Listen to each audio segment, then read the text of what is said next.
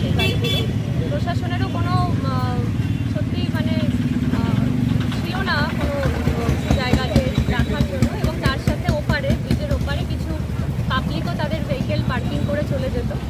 তো আজকে সোনারপুর থানা এবং বারুইপুর পুলিশ জেলার উদ্যোগে আজকে এই গাড়িগুলো ব্রিজ থেকে সরানো হচ্ছে। আমরা একটা বিকল্প জায়গা দেখেছি, সোনারপুর থানার বড়বাবু উদ্যোগ নিয়েছেন এবং আমরা রিকোয়েস্ট করেছিলাম, লোকাল কাউন্সিলরও আছে।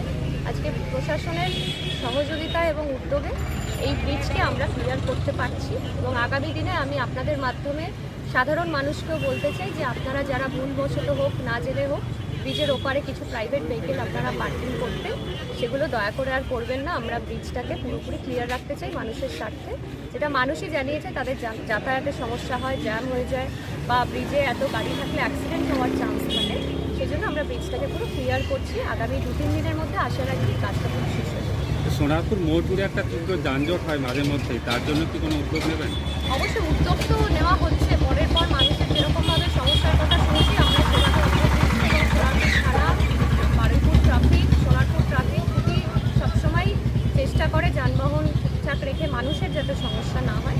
আগামী দিনে এরকম সমস্যা থাকলে নিশ্চয়ই আমরা কথা বলব, সেটাও উদ্যোগ নেব।